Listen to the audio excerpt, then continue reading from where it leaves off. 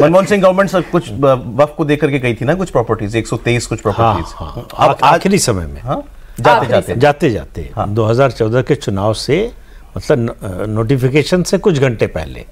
अच्छा, तो उसको खैर वो चैलेंज हुआ, हाई कोर्ट गया, हाई कोर्ट ने अब यही बात, इसी बात को मैं देख रहा था, कुछ अपोजिशन लीडर्स उठा रहे थे, मुस्लिम लीडर्स, कि भाई जो हमको सरकार ने दिया अब उसी पर आप सवाल खड़ा कर रहे हो।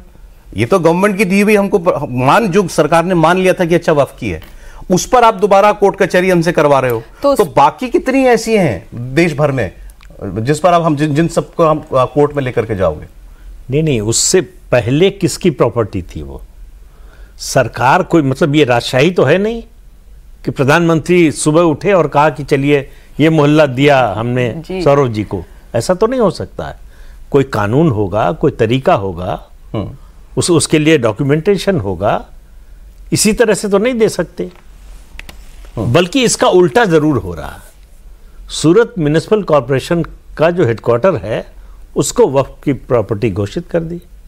10 साल केस लड़ा म्युनिसिपल कॉरपोरेशन ने।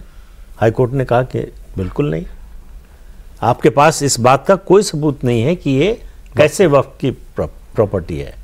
ऐसे तो ताजमहल पर भी होता है, दावा होता है। मैटर सब जुडिस है, बट हम इस बात को मानते हैं कि ऐसे थोड़ी हो जाएगा कि जो आर्कियोलॉजिकल साइट्स हैं, ठीक है, मुगल आए, बहुत ज्यादा यहाँ मुगल आर्किटेक्चर है, सब कुछ है, पर क्या सब कुछ वक्फ है?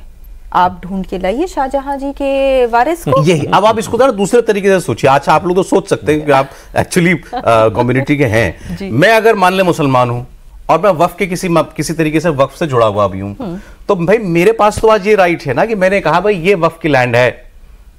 सामने वाला, मैं दावा कर सकता हूं और सामने वाला चैलेंज करने भी मेरी अदालत में आएगा। आप उससे ये राइट ले रहे हैं ना, ये मेरा एक अधिकार था उस पर, आप उसको छीन रहे हैं, तो आप वक्फ को कमजोर कर रहे हैं। मैं तो यही कहूंगा ना, अगर मैं जुड़ा हूं वक्फ से। अभी तो देश वकील, दलील, जज सब में था। कानून से चलेगा कि किसी की घोषणा से चलेगा? अभी केरल का जो है, कोच्चि के पास से एक गांव का आया, 600 परिवार रहते हैं, उसमें 400 क्रिश्चियन परिवार हैं। बहुत वहां एजिटेशन चल रहा है, चर्च खड़ी हो गई। वहां कह दिया कि ये पूरी प्रॉपर्टी जो है गांव की वो वक्फ की है, और नोटिस चला गया। अब वो लोग प्रोटेस्ट कर रहे हैं। नहीं, सरकार को फिर वो वापस देना भी पड़ा। हाँ, अभी हाल फिलहाल में सरकार ने उसकी करेक्शन भी करी। जो ये राइट भी तो मुझे भारत की सरकार ने दिया था ना किसी, कि भाई तुम बोर्ड बना लो, तुम ही अपना उसके अंदर ट्राइब्यूनल बना लेना, तो जो भी जांच होगी तुम ही करना। हम तुम्हें ये गैर कानूनी अधिकार दे रहे हैं, तुम हमें वोट दो। सर, यहां मैं आपको इसके अलावा और उसके पीछे कुछ नहीं था। आप देखिए, जब वक्फ एक्ट में अमेंडमेंट हुआ है, उसी समय हुआ है जब कांग्रेस कमजोर हुई है, जब उसे लगा है कि मुस्लिम वोट उसके हाथ से फिसल सकता है, खिसक सकता है। तो उस एक्ट को और ज्यादा मजबूत, और ज्यादा, अब वो जो है कि आप कोई भी किसी भी प्रॉपर्टी को अगर वक्फ बोर्ड कह देगा कि ये वक्फ की है, तो वक्फ का हो जाएगा। इसमें मैं बहुत इंटरेस्टिंग बात बताना चाह रहा हूँ। वक्फ बोर्ड में एक सीईओ होता है। अभी उसको कहा गया है कि सीईओ के पावर जो है वो छोटा किया गया। सीईओ जब सिर्फ बड़ा बाबू रहेगा, ऑफिस के काम देखेगा, मेन काम जो है वो उस जिस जिले का डिस्प्यूट होगा उस जिले का डीएम देखेगा। इस पर बहुत हंगामा हो रहा है, बिल्कुल हो रहा है, अपोजिशन का लोग भी कर रहे हैं।